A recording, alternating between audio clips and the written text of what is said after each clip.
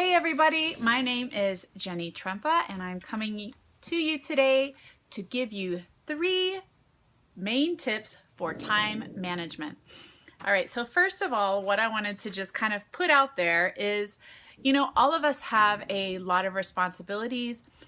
We have a lot of different hats that we wear. So for example, I am a mom of 3 children, 2 of them which are, they're in school, elementary and middle school. And then I also have a toddler who's 2 years old. And I'm a wife, I'm also a friend, I am a group fitness instructor, I am a fit life coach, I also run a team of many other coaches, and I'm also a mentor to group fitness instructors and a master trainer with Beachbody, and you guys get my drift. So just like you all, we all carry many different hats, and we wear many different hats, and being able to manage your time with all of those different responsibilities and hats is going to be crucial when you're building a business working from home. And setting hours and prioritizing your time is going to be crucial. So I am, again, a Fit Life coach with Beachbody. And so with being a Fit Life coach with Beachbody, what that means is that, I run a team of people, and they're also really, I'm also teaching them how to be responsible with their time and how to use their time effectively. If I am mismanaging my time and showing my team and teaching my team that, all I'm doing is duplicating, they're going to be duplicating my mess. So what I need to be doing is really from the get-go, setting off standards in how to manage time. So today what I'm going to be doing is talking just about that. So let's get right into those 3 tips and what they are. The first one is to create buckets. So as I mentioned, we all wear all of those different hats. And so what we want to do is we want to come up with 5 buckets that are our priority. So for example, 3 of my buckets are family, they're my priority. My business is my priority. And the third priority for me is my spirituality and self-growth. So making sure that I am prioritizing, my time and dividing my time up between all of these buckets. Now you want to come up with 5 buckets that you have, and that you can, maybe it's, you want to contribute to your community or to your friends, or, whatever it is, your hobbies, your special interests, whatever those 5 buckets are, make sure that you write those down. Now, the other thing that you're going to do is you're going to build a wall around those buckets. So, for example, if you have if you're having dinner with your family at night and it is, you get a message in from a teammate or from a potential customer and it's during dinner time, the important thing is to not answer those messages until it's time for you to work again. So messages and notifications can wait.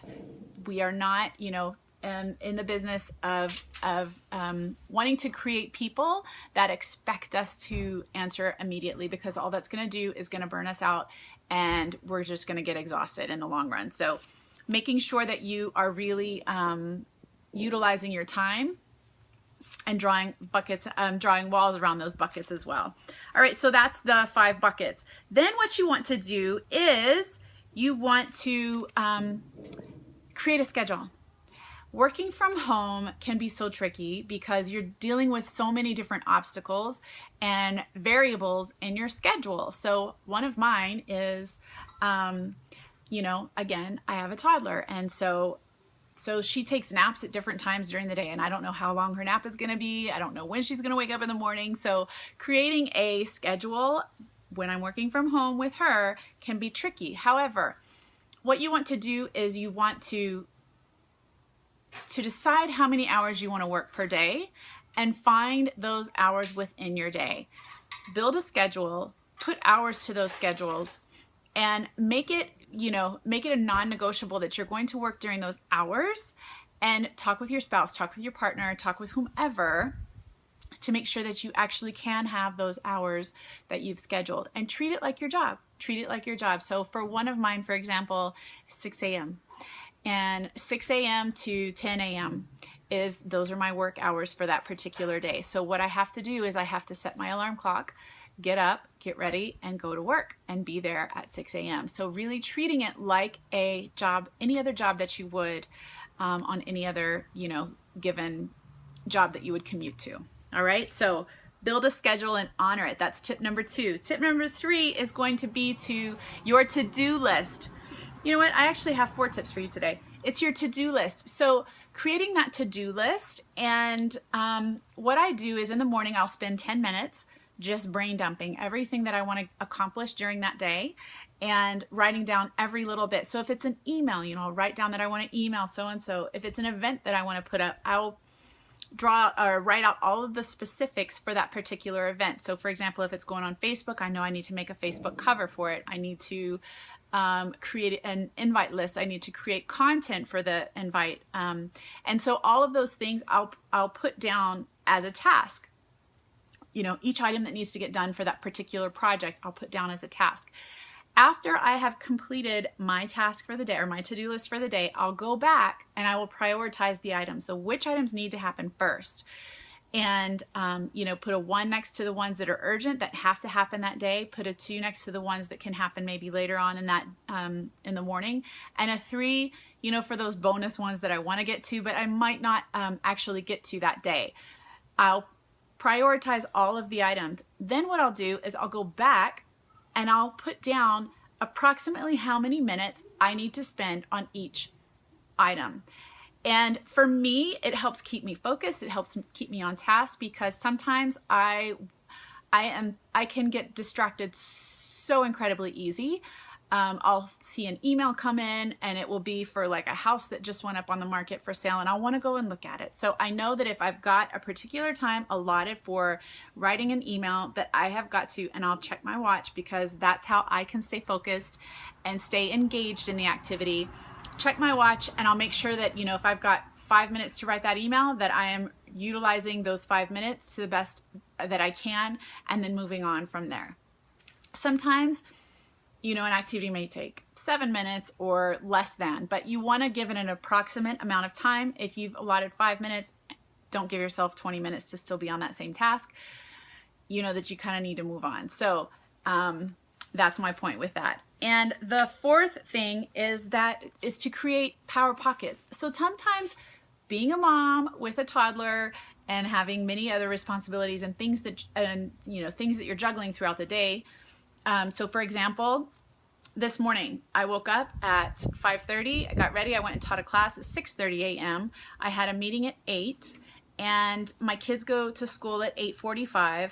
Then from 9 to 10, because I have another meeting at 10, from 9 to 10 I have an hour where I can get stuff done. Then from 10:45 to 12, I have an hour and 15 minutes where I can get stuff done. So, but for those 2 hours and 15 minutes, I am going to find on my list the items that can get done within that amount of time, and I'm going to knock those off when they are on my priority list. All right, so if there is something that may not have gotten done, but it has like a 10-minute time frame next to it, and I'm going to pick my kids up from school and I'm waiting in line for the kids, I can do that on my phone maybe when I am there with, waiting for my son to come out of school. So those are the power pockets. Really finding, pockets of time that you can use, or that you can use getting a task done. And the last thing with that I wanted to say is this. I will also listen to my personal development when I take my daughter out on an afternoon stroller ride, which we're getting ready to go do right now. So I'm gonna go ahead and finish this. I'm gonna go get my personal development done, which is on audio, and I'm gonna plug in my headphones, take her on a nice little cruise around the neighborhood for about an hour, and then we're gonna go pick up my son. So I hope that you also found some relevance to these tips and can utilize some of them also to help you be very productive with your time management. Have a wonderful day and produce and be productive. All right, guys, take care.